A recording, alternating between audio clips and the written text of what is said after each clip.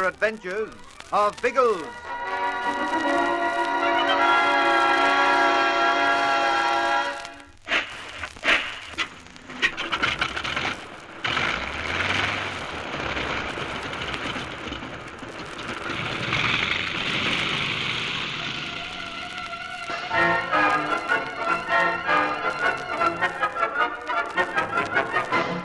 Biggles is furious with himself for allowing Dr. Duck to be kidnapped, but he decides against trying to rescue the old scientist before morning.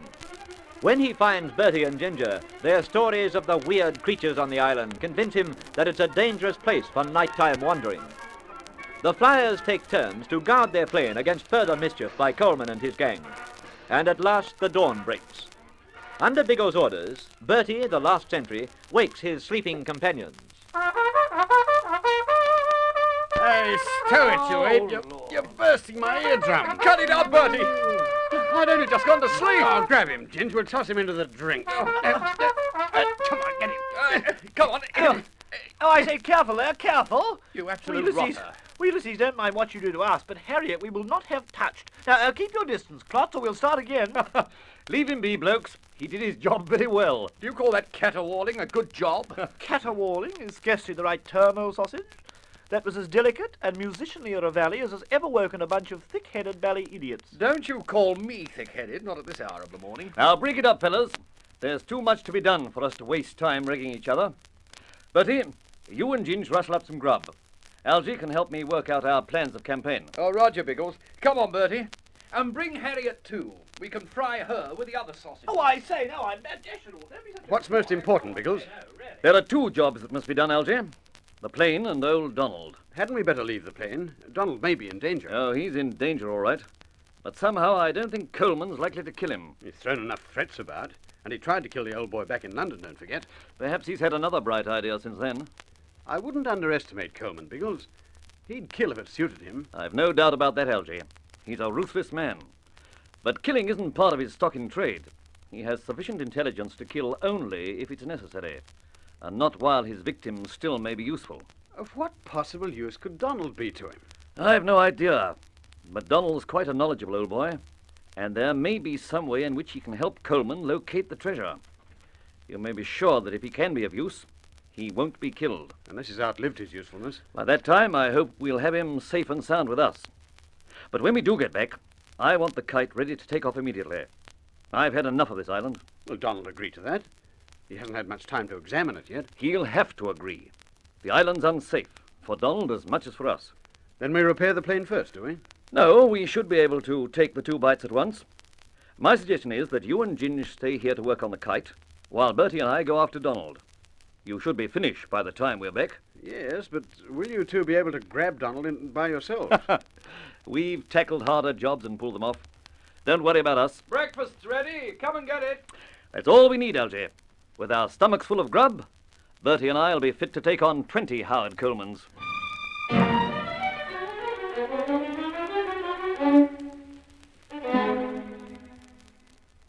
His kite seems very bally quiet, Biggles. It does, rather.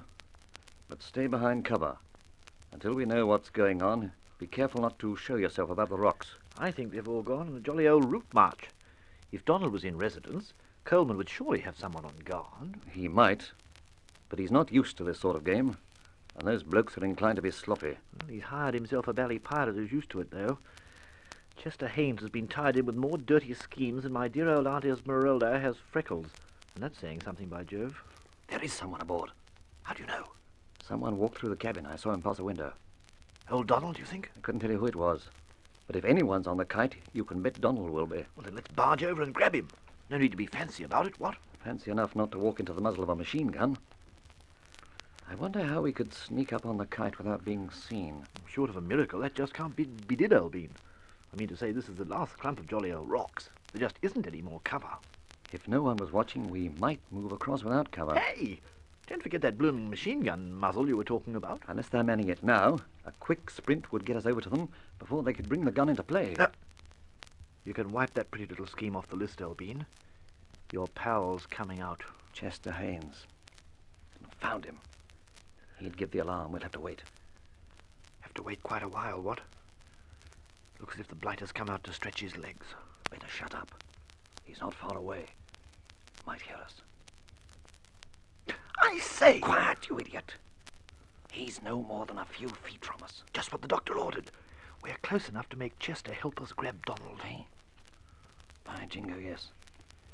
Keep your revolver trained on him, Bertie. Who's that? Who was talking then? I was, Haynes. What the... Keep your voice down. I don't want it heard in the kite. And don't let those hands waffle to your pockets, old bean. You're covered by a couple of very temperamental pea-shooters. In other words, stand quietly and do as we say, or you're likely to be shot. What do you want? Dr. Duck. You were smart enough to hijack him last night. Now you can be clever enough to hand him back to us. Don't be funny. Do you believe I'd kill you, Haynes? You'd be very foolish to gamble on it. You and your pals have given me plenty of justification for killing. I can't give the old fool back to you. Something wrong with your ears, old sausage. The word Biggles used was kill. I don't care what you do. I can't give him back to you. Oh, yes, you can. You can call out to Coleman and explain that we'll kill you unless the doctor walks out of that plane free in 2 minutes. He isn't in the plane. What's that? Don't joke, old bean. We have a very poor sense of humor. I'm telling you the truth. That's what you coppers always want, isn't it? Dr. Duck isn't on the plane. And neither is Coleman. Benson's inside and I'm out here. There's no one else. I wonder. I don't. The blighter's lying. It's part of his nature. Well, look. If you don't believe me, you can go aboard and see for yourselves. By jingo, we'll take you up on that. What do you say, Biggles? Might be a trick. We can handle anything he dishes out. After all, there are the two of us. All right, we'll check. Tell Benson to come out and show himself. Then you lead us aboard. Hey, Benson. The coppers have stuck me up. I'm bringing them aboard to show them the old goat isn't there. Well, you satisfied? Not quite. We haven't searched aft yet. He ain't there. Haven't we told you already? He ain't on the plane. Your face is such a mirror of honesty, I find it hard to resist, old bean, but we'll check all the same. You know, Bertie, I seem to know that honest countenance. You don't. I'll never see you in my life before. Oh, yes, you have. I remember now. Old bean, how enchanting it must have been for you. Where was it? In London. The night someone shot at Donald. Algy and I chased the thug and caught him. It was our friend here. I don't know what you're talking about. You do. But we aren't going to argue about it. Lead the way to the after cabin. You too, Haynes. Maybe you'd like to look under the ailerons. We might have tied him there.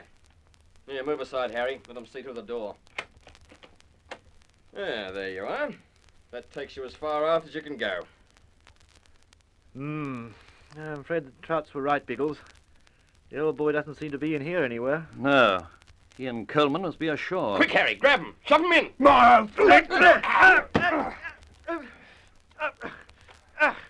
You bally swine, Haynes! Undo this door! Awfully sorry, gentlemen, but this is a very hard door to undo. And you'll waste your time if you try to force it open like that. It's locked. Oh, by jingo, it is. A belly bulkhead door, and he has a lock on it. Smart of me, don't you think? I've done several jobs in this plane where that lock's been very handy. After this, I think I'll recommend it to the makers. What's your idea in locking us in here, Haynes? You won't gain anything by it. Oh, I think I'll gain quite a lot. I've a very neat little scheme forming. And you're obligingly helping me to carry out the first part of it. How are we? Well, you needn't think we'll stay in here. I can blow this lock open in half a minute. I wouldn't advise it. You've only one gun now, so it'd be a dreadful waste of ammunition. What? Hey, Bertie, where's your gun? Oh, yes, well, that's just the trouble, old bean.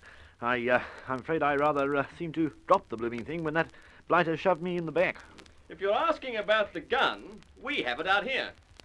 I'm giving it to Benson so that he can use it on you if you do try to get out. Well, what about you, Haynes? Where are you going? To carry out the next stage of my scheme. And I see no reason why it shouldn't go as smoothly as this part.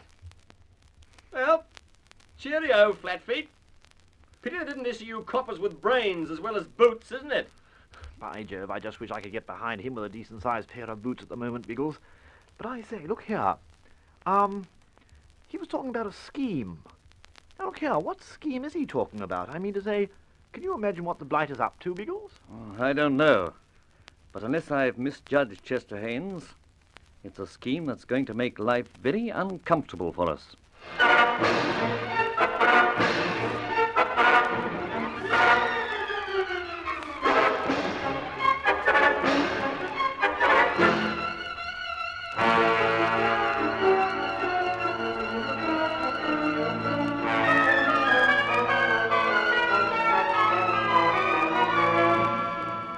With Dr. Duck, Biggles, and Bertie all their prisoners, the crooks are in a powerful position to dictate terms. What mischief is Haynes planning? Can Biggles and Bertie escape before the crooked pilot brings more trouble to them? Be sure you don't miss the next exciting chapter of the air adventures of Biggles.